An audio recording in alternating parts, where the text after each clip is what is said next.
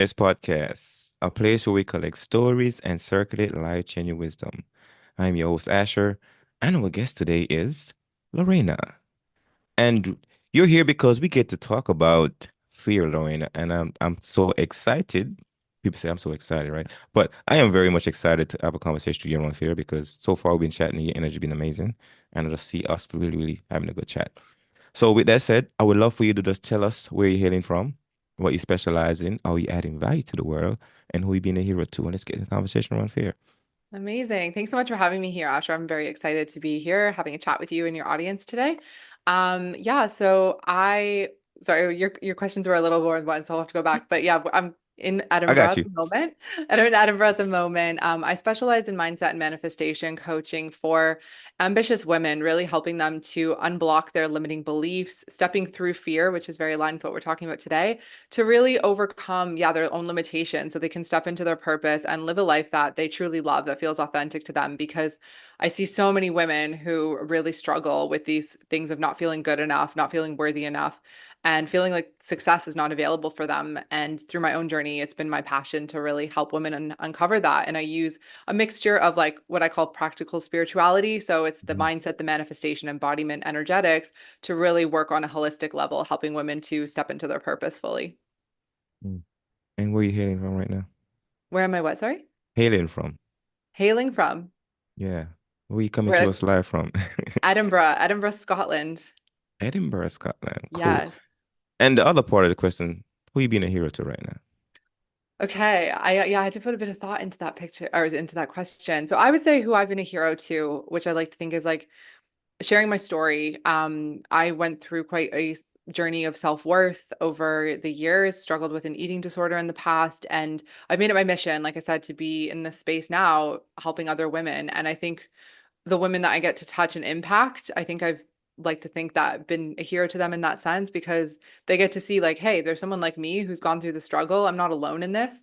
And Mm. also giving people that permission slip to show up, speak up, be vulnerable, be seen, and that it's possible for them to live a life that they love because I used my own expanders in that sense or seeing other people doing the exact same thing where it gives you that hope and you're like, you know what? If it's possible for them, it's possible for me too. And I think people sharing their voice and their story is so important for to give other people that inspiration to do the same for themselves. Mm. So far, I can tell you very articulate, by Well, the that's good. I'm glad you can way. understand me. Yeah. And why is it so important for you to speak on this area that you specialize in? Yeah, so I think it's so important for me because, like I said, I've gone through my own journey. I grew up with a narcissist in my life when I was for very many years, about 20 years, from the time I was about six until in my 20s. And, if anyone's familiar with narcissism, Mm. they leave a big impact on the people that are in their lives, right? Because they like to bring others down to make themselves feel better.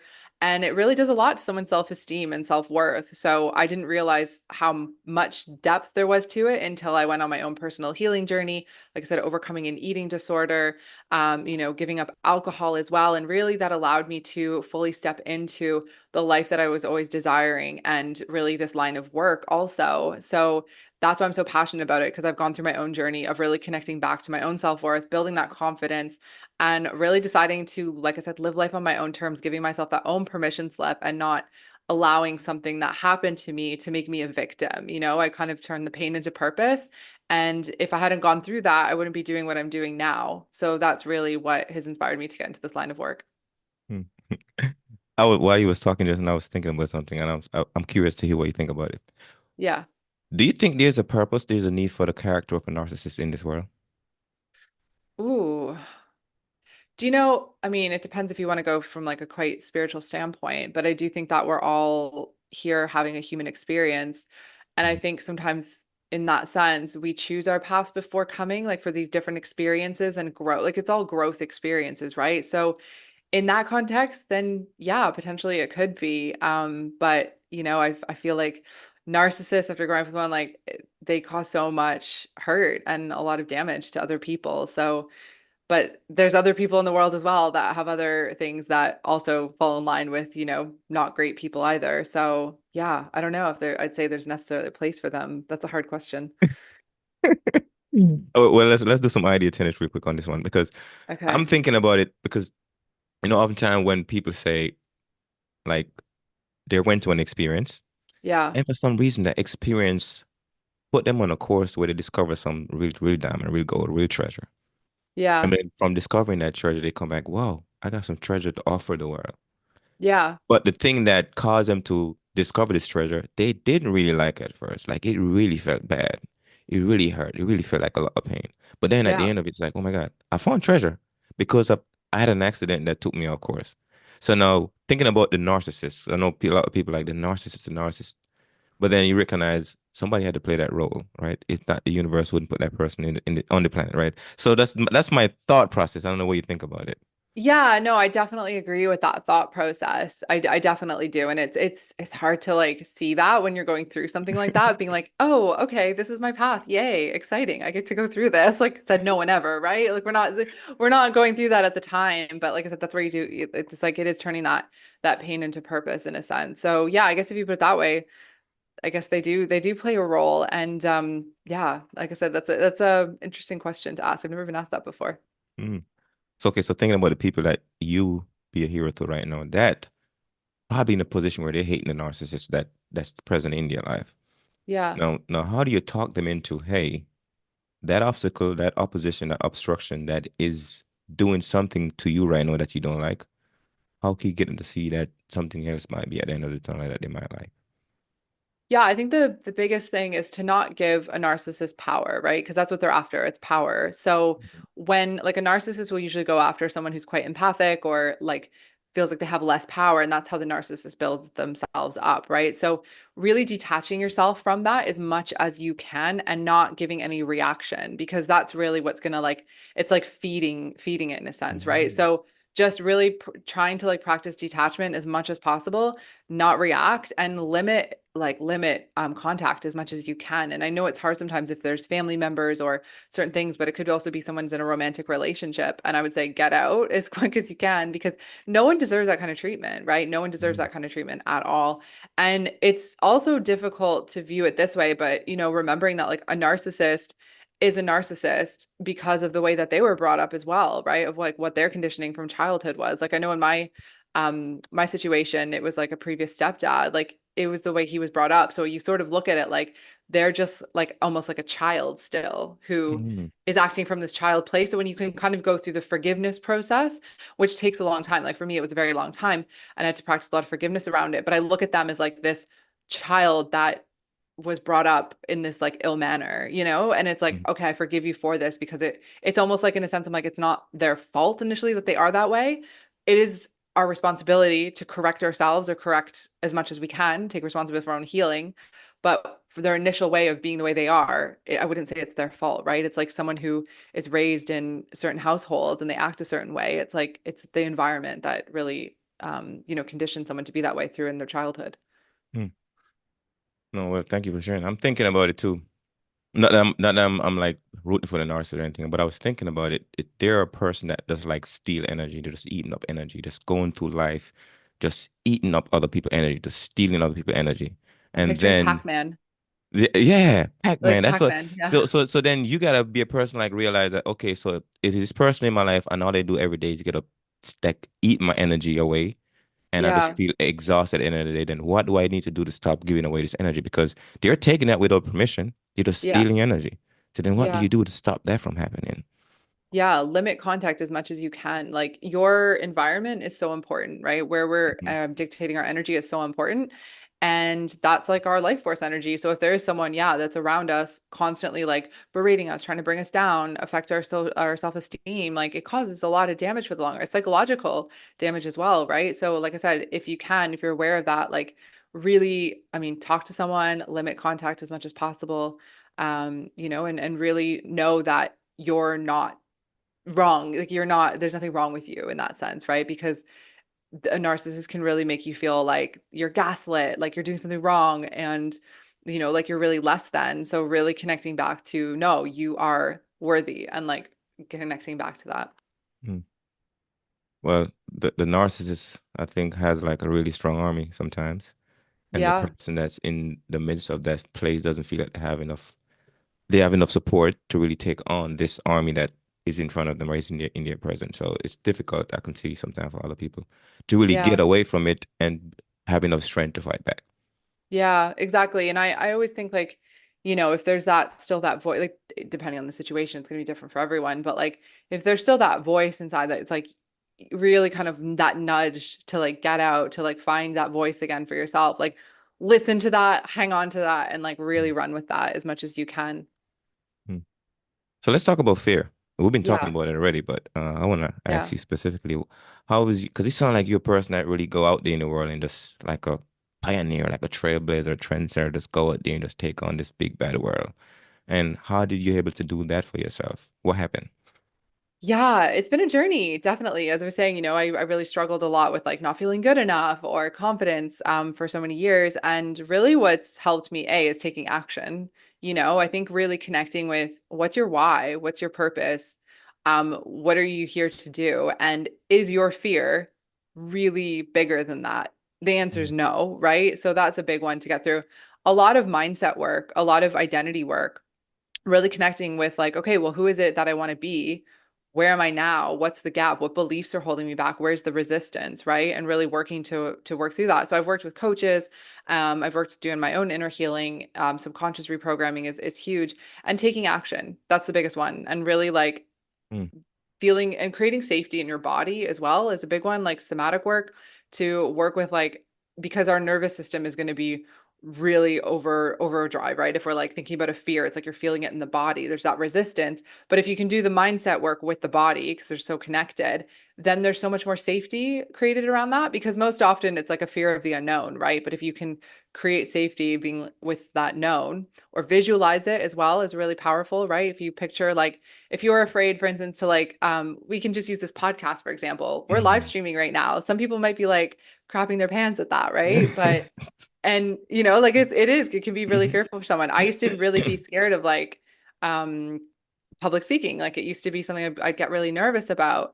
But it's like the more you do it, taking Mhm. action, the more you get used to it. And some people, if you picture, like if I had pictured coming on this podcast and says, I'm going to screw it up, I'm going to be horrible at it, the likeliness of that happening would probably be a lot higher, right? Because I'm like already foreseeing it in my mind and my Mhm. body and mind is going to catch up with that. But if I imagine it going so well, just like athletes, right? They're picturing like, that winning the championship or the gold medal, whatever it is. If they're visualizing it and imagining it, the chances of it going well are so much higher. Mm. Well, I love your energy, by the way, Lorena. I really do. Thank you. And I'm listening. I'm curious. So, who is Lorena? Like, who is this lady in front of me right now? Who is she? Who am I? Good question. I asked myself that. Some no, I'm kidding. Um, yeah, who am I? Yeah, I mean, I'm someone who is really passionate about leaving a mark on the world in a better place. And for so long, I think I really hid behind that vision because again, fear.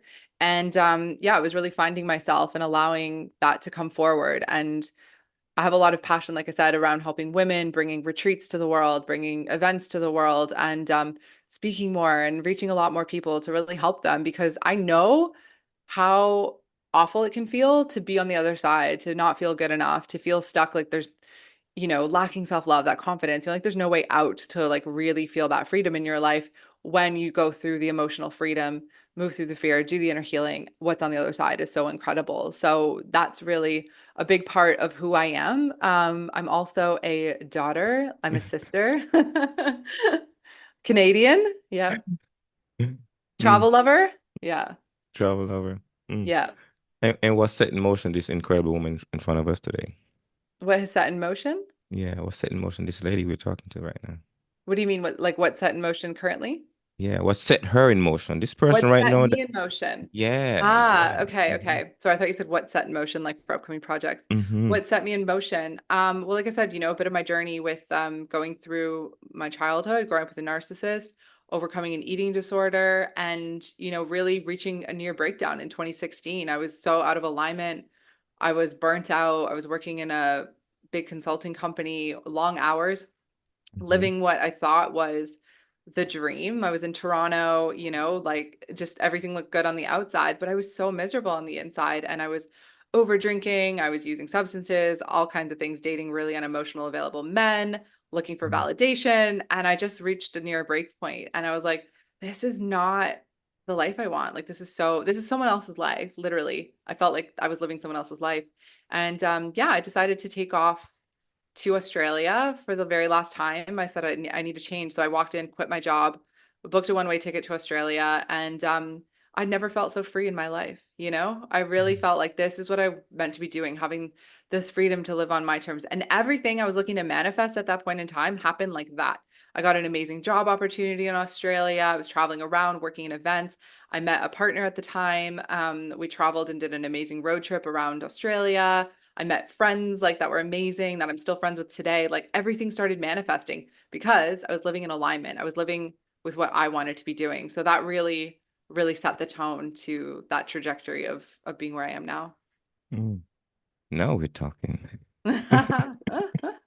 So Australia was the that awesome turning point in your journey where you start seeing life the way you want it to happen for you. Yeah, yeah, definitely. And like, sometimes I have this like weird thing for a bit where I felt a bit late in the journey of like finding my Mm. life pathway because it wasn't until I was 30. And a lot of people sometimes are a bit younger when they do that and they had their stuff a bit more figured out. So I had a big block around actually going to Australia to do the backpacker thing at 30 because a lot of people do that like 19, 20. And I was like, you know what? No, like this is what I want to do.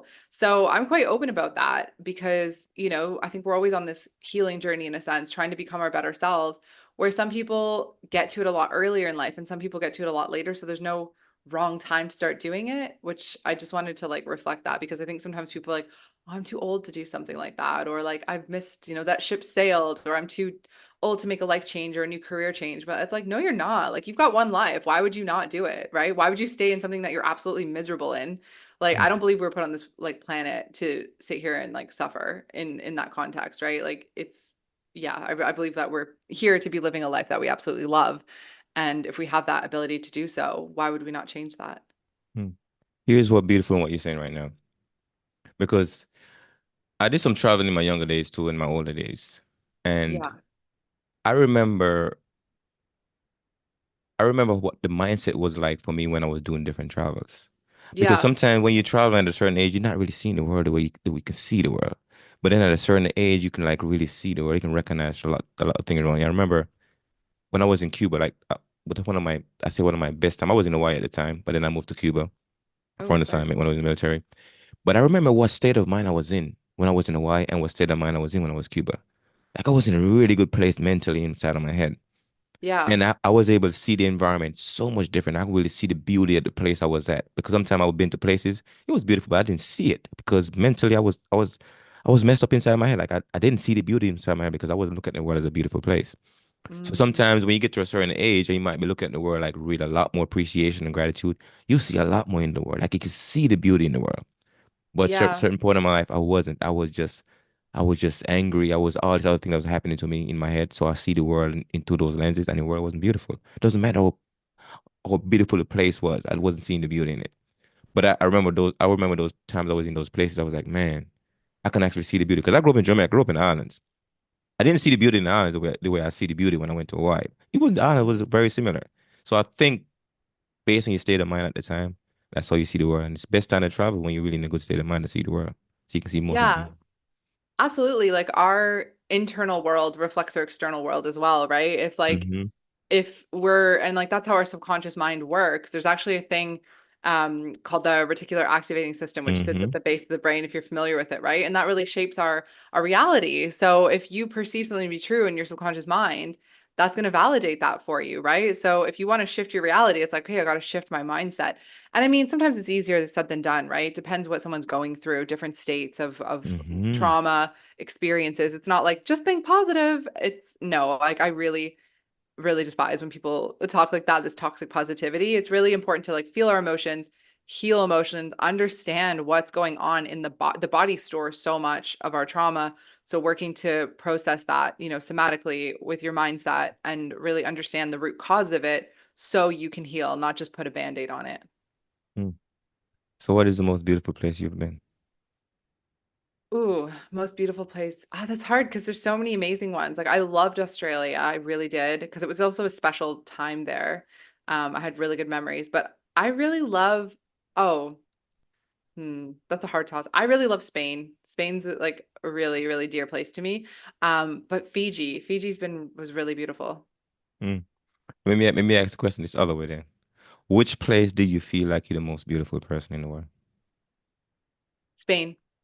I Mm. think in a past life I was Spanish, definitely. Like I when I'm there, I feel home.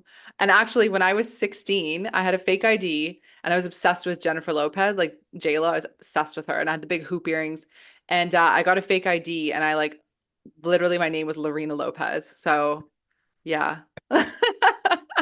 And actually, Lorena is a Spanish name. It's Lorena. But so I'm pretty convinced in a past life I'm from Spain. So when you're in Spain, or maybe how often do you go to Spain? Was it how many trips have been? I've been about 5 times now. 5 times. Okay, so out of the 5 times, all of those times you felt beautiful in yourself. Yeah, I do. Like it's just like the culture, like the food, the people, the beaches. Like I just feel really free and flowy when I'm there. Mm, interesting. I'm Yeah. curious. Why is that? Why Spain? Yeah, why? Why? I'm curious. What's the underneath thing that's really making you feel that way?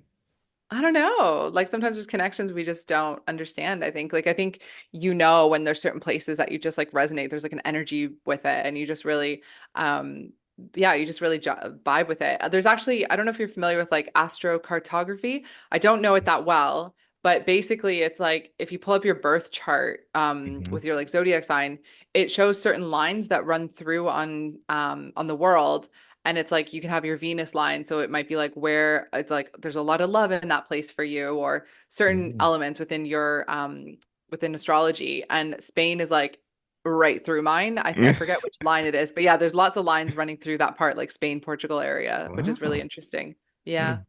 Who Yeah, do you you should meet? definitely look into it. Yeah, who do you meet when you went to Spain? Who did I meet? That really made Um, Spain like, mm-hmm. Yeah, I mean, so many different people. Definitely have had a few romantic, fun times there as well. But I've also just met incredible people. Like when I first went, it was right after, well, it was still probably in the middle of COVID when we could start traveling a little bit. And I did like a digital nomad experience there for 2 months. And it was so freeing after being in lockdown for, months and months and months. And it was just, I went to the Canary Islands in Tenerife, beautiful place, and I just met amazing people and we just had the best summer. Mm. So there's a lot of fond memories of that as well. Mm. I can only imagine. I don't think I've been Yeah. to Spain. No, I You haven't. should go. You should definitely go. No, I haven't been to Spain. Yeah. That's right on the road up and against Morocco, right? Right there. Yeah, yeah, you can Mm. actually see Morocco from no, not Morocco. Is it Morocco I'm I thinking of? think. Yeah, you can see it right from right near Gibraltar in like Tarifa. Mm. Yeah. Look at you, Lorraine, traveling all over the place. Have you How been? about Have you been to you? Africa? No, I haven't actually. I Me haven't. neither. Me neither. I haven't been here either. That's on my list. No. What's your favorite travel place you've ever been to? Oh my God. Like travel.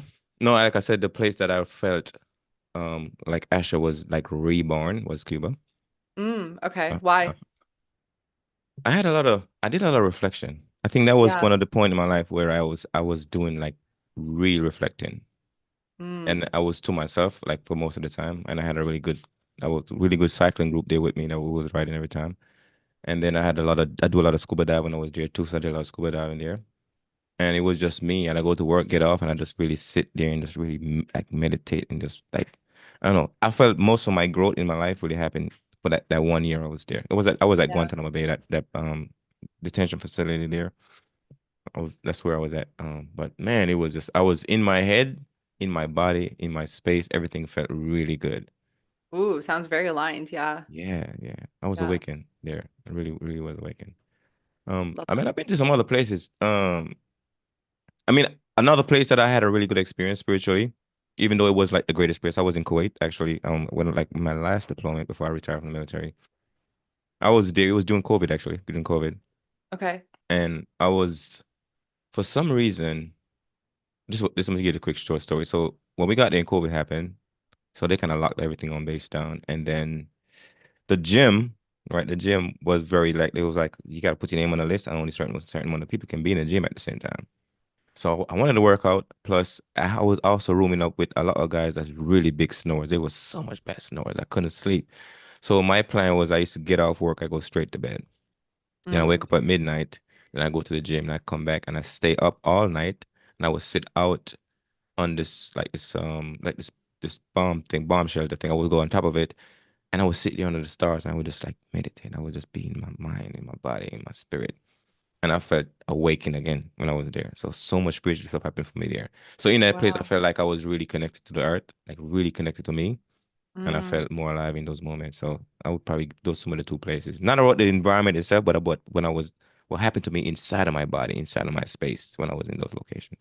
And that's really beautiful because that's like I think there's so much power in that, right? Because a lot of people let their external environment control them and they Mm, react to it, but you are taking your control back. You're being centered, grounded, connecting, staying like this powerful internal force when mm, obviously being in Kuwait during, pandemic, I'm sure that was a very stressful environment yeah. where a lot of people would not be able to maybe stay in that incredible state and have a spiritual experience like you did there. So that's really powerful. Mm. Yeah, and I have to give credit to the internal like journey because that's when I start recognizing how powerful it is to go on the inside. Like, because I was Yeah. kind of like you too. Sometimes I was chasing. I would say chasing. I wanted to see the world. I was very adventurous. So I want to go out there to see the world. See the world. So I was always just chasing the next horizon. And then after I started taking a break and reflecting, and start going back inside of me and started to figure out exactly like where is Asher running to, or what is he running from. Yeah, good question. And then I start recognizing, oh my God, I was running from myself a lot. Like the things, I start recognizing that I gotta go in there and find out, well, this guy is in there. Who's in there that really want to come out? And I start recognizing that person. And man, it changed. It's so much change in my life. Like I start seeing the world a lot more beautiful. I start recognizing things that was just not right in the world. But Yeah. I wasn't seeing the lies that was being told like in so many places from so many different people, so many organizations. I didn't see the lies. Even the lies that was being told to me while I was in the military, I didn't recognize it, but still starts noticing. I was like, oh my God. Like if I there's one thing I recognize. If you know who you are, certain jobs you won't do, certain things you won't do because if you know where you are. Because when you know where you are, you start recognizing that doesn't align with me. Like the real Yeah. guy, the real Your person about me values. wouldn't do that. Yes. So when I start recognizing me, I realize, okay, these jobs are not for me. They're designed for people who don't know who they are. And then I'm like, okay, time for me to go find out what my purpose really is because I know I recognize it. So let me go down here. And that was some of the stuff that I was start noticing by just facing my fears. Yeah. Hmm.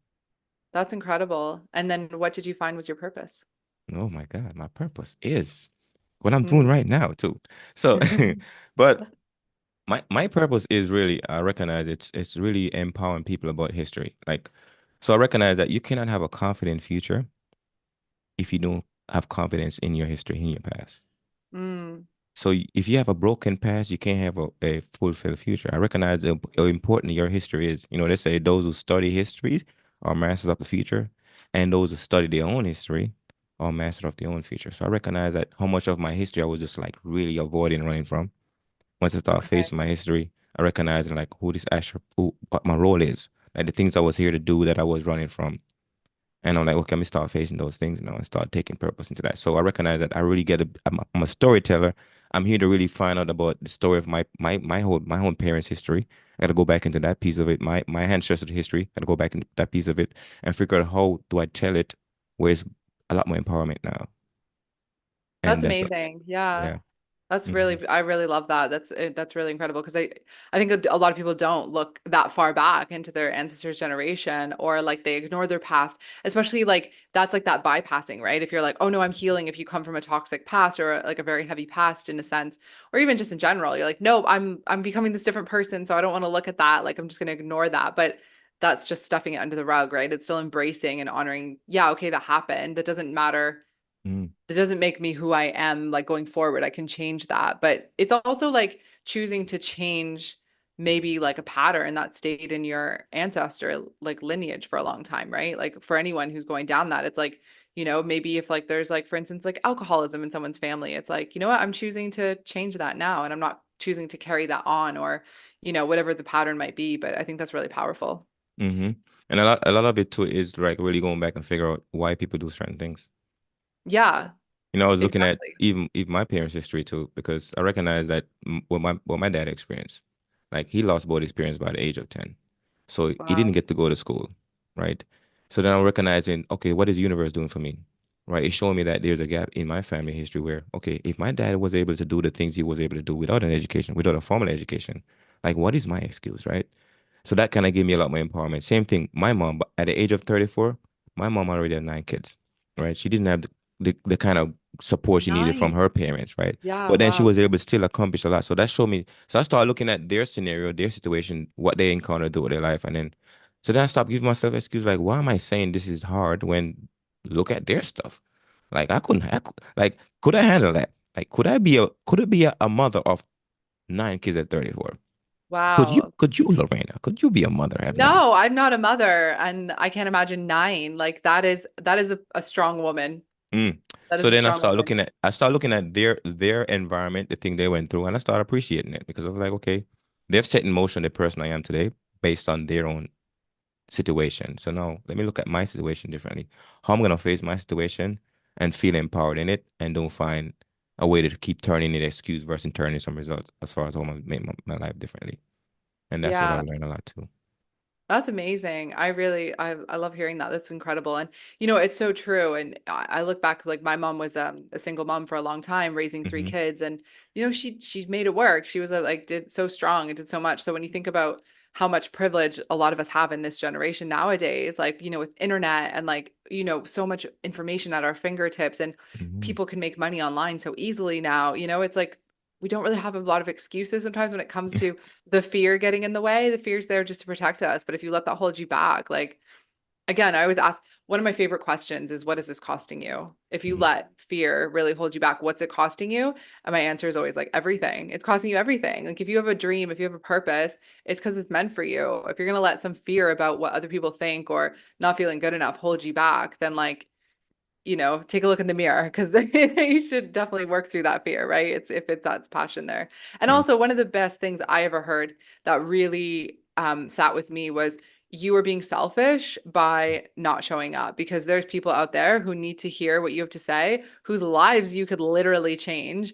And by you being selfish and like worried Hmm. about like, oh, what are other people going to think about me? You're holding that from other people. And I was like, when I heard that, I was like, oof, nothing was ever truer. So that's really like, I hope if someone's listening, that's like, that's hopefully some motivation to empower you to like overcome your blocks because like we can get so wrapped up in this like illusion of I'm not good enough or people are going to judge me when like all of that's just our own thoughts in that sense, right? And people are always going to judge. I mean, come on. There's never going to be a world where people aren't judging, right? So let them judge. Like it doesn't Hmm. matter, right? It doesn't matter. And a lot of the time people are judging because you're doing something they want to do but they don't feel like they're good enough to do it. So then it comes into a projection. But if you actually change judgment around to the thing of like, you know what? Look what's available for me. Look what's possible for me. If they can do it, so can I. Like that's where it's like change that comparison or judgment to like a positive thing as well. So Hmm. I went on a tangent there, but No, no, you're making a good point, and you kind of triggered a thought for me too when you was talking. I was thinking too. It's like Lorena, you're holding up the line. Like you're Mm, holding up the line, Lorena. Make a choice. Like achieve your dream so I can achieve mine, right? Because sometimes we don't understand how much what we do impact other people. Like believe in my dream, achieving my dream, allow other people to believe in theirs as well. Because they're behind me. So if I don't pick yeah. my purpose and go in it, I'm holding up the line. Because they're like the longer I wait, the longer it take them for them to do their thing. Because they're in the line behind me. So I'm saying, Lorena, don't hold the line up. Right? You hold up the line. Go and pick your purpose and go live it. Same thing Yeah, with it's like Asher. someone on a Yeah. phone, Yeah. I'm picturing Mm-hmm. almost like sometimes when you see people like I don't know if they're in like jail on the phone, they're like, your time's up, your time's up. It's like you gotta go, you got one phone call. Yeah, yeah, yeah. That's Let what me so I can get my turn. Like you hold up the line. It your really is. one call, go for it. Yeah. No, it's something that we gotta think about. Like who are we holding up by not achieving our dreams, by not going after it? Can I believe in my dream enough to have you believe in yours? And sometimes it takes you to believe in yours for me to believe in mine because you're ahead of me. Like you holding the line up. That's Yeah, right. and it's that inspiration. And we're all connected, right? Law of Mhm. oneness. We're all connected. So when you see someone else doing something that you admire, or if there's fear behind it, if Mhm. you have a lot of fear behind something, if there's a lot of resistance, it's because it means a lot to you. It's because it's that Mhm. important. If like for instance, when I think about driving a race car, at the like Grand Prix, that terrifies me. Or like that's terrifying, yeah, but I don't care to do it. Like it's just I don't even think about it. But like, if it's something, I'm trying to think of something that's really scaring me right now. I can't think of it at the moment, but if it's like, something that there's a lot of fear around, it's because I'm like, oh, because I want it so bad. So that's where that resistance is. And that's a sign that, like, okay, so it's almost like you can almost find a bit of comfort. The more Mm, fear you have, it's like, oh, well, that means it's meant for me. Great. How do I move through mm, the fear now? mm. Right before this, I was on a coaching call with my public speaking coach, Joe, and we was talking about this guy in the group shared a story. It's interesting. He was talking about how you turn the positive into negative. I mean, negative into positive, being optimistic. And it was about this little story with you probably seen maybe a video of this one kid, and he was by himself. He had a bunch of baseball and a bat, and he went out into the park to play by himself, right? And then Mm. he went out there and he tossed the ball up in the air and he swing at it, right? So he sat there, he tossed the first ball up, he said to himself, like, I'm the greatest hitter, right? And he swing at the ball. Oops, he missed it. So then you go back in, he tossed up another ball. I'm the greatest hitter. Positive reinforcement to yourself. Swing, missed again. Third time, he's swinging up, swing again, hit. I'm the greatest hitter. And he missed. Then he thought to himself, oh my God, I'm the greatest pitcher. So sometimes when you're going through life, you're doing something, but then you're not recognizing what is really happening. So what happening for him in that moment, he was he was thinking to himself, I'm the greatest hitter, but then the universe is saying you're the greatest pitcher because you're throwing the ball so well, you're getting three strikes out, right? He strikes out. So then we get to think about our own life the same way. Like, what is happening for you in that moment that you're not recognizing? Just like even the light bulb thing with the guy that created the light bulb, whatever, right? Same thing. He was trying. Guess what? He ended up creating something beautiful. So going back to Yeah. the same pitch, yeah, you end up being a hitter, a pitcher versus a hitter because that's what the universe is saying that you were doing good in that moment. Yeah. If No, you that's get that, if you get the amazing. analogy or not, yeah. Yeah, yeah, definitely. It's kind of like what's the saying? Rejection is redirection. Sometimes it's a little bit similar to that. Like sometimes we're going through something, it feels like maybe we're failing or things are hard, and all of a sudden it's like a bit of a redirection. You're like, oh, it all makes sense now. Yeah, yeah, totally. Wow. So it is late for you right now, It's quarter to 11. Yeah. 11:45. You sound like you were late roller. Late roller. I'm not that much I'm much more of a morning person. You're a Yeah, morning it's person. close to my bedtime. I'm much more I love a morning routine. That's like my jam. Mm, mm. Yeah. So we've got to wrap up real quick before we wrap up, and somebody hear you right now, and like Lorena with your Spanish name. It- it- I love the way you speak, the way you talk, the way you look at the world, the way you frame things, and I would love to Thank work with you. you. How can I work with you? Yeah, absolutely.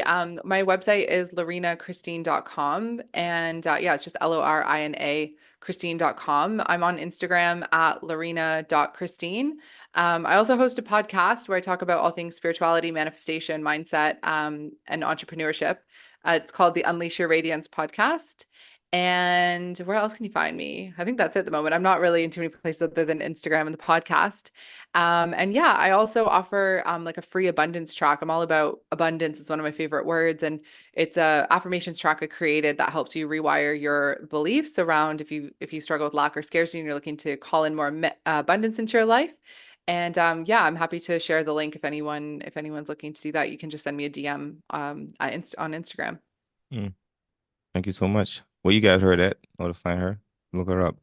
And next question: what is your biggest takeaway from this conversation today? Oh my gosh, so many. I would say just like hearing your different perspectives. Like I love having conversations with people and hearing about your journey. I think especially having such a beautiful spiritual experience in Kuwait where that is probably one of the like not a place I would assume someone would have one. So it's just but it just shows the power of how much this work can do for someone in their life and hearing your different perspectives on things and yeah, it's just I can feel the authenticity in you with your growth journey and it's really beautiful. Mm. Thank you so much for saying that, by the way. You're welcome. And something I was thinking about how much people talk about there's like so much mental health happening in the world, Yeah. like so much mental breakdown. And I think before we have a spiritual breakthrough, we often go through a mental breakdown. Oh, yeah, of course. So I think there's a spiritual revolution coming for a lot of people on the planet because there's so much mental breakdown that's happening. That's what people Yeah. normally go to when they get a mental breakdown. They start looking at the spiritual side, which is quite due. It's due for a lot of people. It is, and I think COVID definitely had a huge awakening with a lot of that for people because it's like an unraveling, right? It's like this matrix that's formed around you, and all of a sudden you're starting to question things, and it's starting to unravel, and you're like, oh my God, there must be a different way, and like you start diving into the spirituality, and it just, yeah, a lot of people connect with it. It makes sense. It's not for everyone. There's nothing wrong with that, but it does connect and resonate with a lot of people. Mm. When did your spiritual awakening happen for you? Um, I would say like the more depth part was really about 2 and a bit years ago. I've been spiritual for quite a while, really into the manifestation. Hmm. I sort of didn't fully embody it for a while. I don't know why I had a lot of resistance to it, like worried what other people would think, or it was too woo-woo, and I was like denying that part of myself. But Hmm. I'd really say when I decided to quit drinking a year ago fully, but it was 2 years ago that I went down the like sober curious journey, and I had to like literally do so much inner work. Everything was coming up. And that was really when I think I had like the deeper part of my spiritual awakening. You know, I was gonna like kind of close a bit, but I'm gonna tap into that piece you just said just now Yeah, sure. about the no drinking thing. You Yeah. say you stopped drinking completely? Yeah. Me too. I think, Really? but yeah, I think it's about 2 years for me now. two Okay. years. Yeah, two Amazing. years. Yeah. And it was my army big brother. I think his birthday when he did 50th birthday. That was the last time I had drink anything. Yeah. Yeah. And it's been so good actually. I mean, I quit a lot of things, but it's been so good because I recognize, I mean, I was in the military. I was beating my body down. I was doing a lot of stuff that wasn't good for me. Yeah. But then when I stopped drinking, man, because I needed my brain, because I recognized that when I used to drink, my brain used to be so slow to come back. And because I do a lot of writing now and a lot of thinking, I Oh, recognize the importance crazy. of my brain. And alcohol was something that just really slowed it down. But when I stopped drinking, oh my God, so much stuff happened different for me. How about Yeah, the you? world's so much brighter and clearer. And I actually was just having a conversation with someone before who's an alcohol-free coach. And yeah, we were talking about the exact same thing about like there's no downside to quitting drinking, literally. I mean, it is a bit of a transition in the beginning. I think you Mm-hmm. can feel quite isolating and you're navigating things you have to deal with if you've suppressed a lot over the years. But I think once you get over that like 6 month hump, it starts getting a lot easier and a lot better. And you just sort of reshift your life around. It's like, okay, well, I don't need to just go out to get drunk and go to the bar because everyone's doing that. That's what I've always done. It's like, oh, what do I actually like doing? It's like, what wholesome activities, like what connects with me that I want to do, right? And there's so much more to explore. So your social life gets a lot better because it's more authentic. You're not just having like these, surface level conversations with people you can hardly understand because the music's loud or people are getting too drunk or whatever is going on. No, that is amazing. Yeah, I recognize even I mean when I first stopped drinking, I started drinking like mocktail and to Yeah. kind of like wean myself off. Sometimes you gotta hold something in your hand, whatever. You just start Oh finding yeah, something. you need a little Yeah. something. Yeah. And then afterwards, like, yeah, I don't need to drink. Like, I don't need to drink. Yeah, you just sort of like I think when I hit my 1 year, it was just recently in May, I was like, you know what? Like it was such a big milestone and I was like, okay. Like it was great for like a day or two and then I was like, I guess this is just who I am now. Like I think that first year I was still like, would I go back? I don't know. Like what does it look like? Maybe it's Mm-hmm. occasional, but moderation was like never my strong suit. So I was like I was sort of the wine gal. I like really enjoyed my wine. So yeah, so I was like, I can nah, I imagine. This is my energy without alcohol. Just imagine a bit of wine. Actually, no, my energy would go down. That was another thing. It affected my mindset a lot. It made me really negative, and that's why I really Mm. wanted to stop. Yeah, it was majorly affecting anxiety, my mindset, like not in a good place. So I was like, this is why am I doing this to myself? And then once I stopped, I was like, man, you just like happy for no reason. I'm like, this is great. Mhm. Yeah. Mhm. Do you smoke either? No, I used Mhm. to. Yeah, I Mhm. used to, but I quit about 5 years ago. You? Mm. No, I don't smoke. And I never smoke. Here's a funny story. So grew up in Jamaica. My dad was a weed farmer. So my dad planted marijuana, like a lot of it, right? I remember one time I brought a lot of my friends to my dad farm and he was like burning the field after they read the stuff, right? And then it was like Okay. a lot of and it's everybody was getting high, but it was telling one of the guys like, do not smoke my weed or whatever, right? And so the young kids or young friends decide they're gonna smoke whatever, and they got so high. And then it was like they was telling my dad like, oh, what should I do? What should I do? And my dad was like, it was like climb a tree and jump out, right?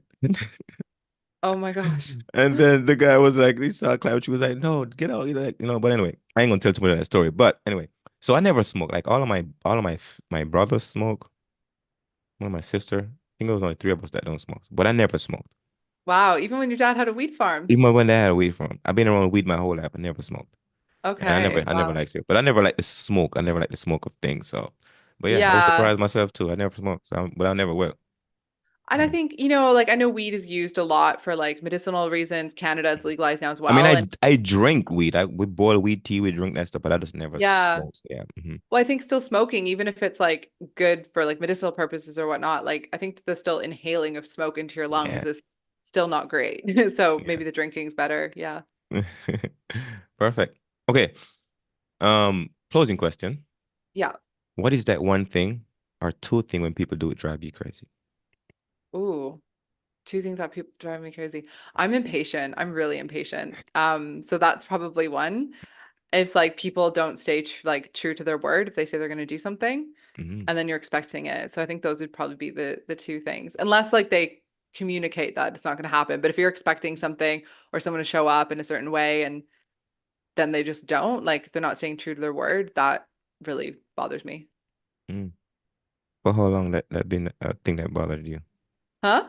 For how long have that thing been bothering you? I don't know, probably like most of my life, I'd say. Mm. Yeah. Yeah. Because Okay. I try to stay, really respect what I say I'm gonna do or show up in a certain way or communicate if I can't make it, like I just try to have that respect for the other person. So if someone's not respecting that same time, Hmm. then I just feel like that's not valuing the other person. Mm. I gotta say, Lorena, I really got to know you today. Yeah, you have. You asked good questions. I've gotten to know you as well. It's been a fun conversation. Yes, it has. Any last word before we close out? Just thank you for having me. Yeah, thanks for having me on your show. It was really enjoyable conversation. Oh, I'll let that be the last word. Folks, you're tuning Entrepreneurs Awareness Podcast, a place where we collect stories and circulate life-changing wisdom. And you've gotten to learn about Lorena today. And you understand how she adding value to the world, what she specializes in, who she's been a hero to. Could be one of you if you decide to hit her up.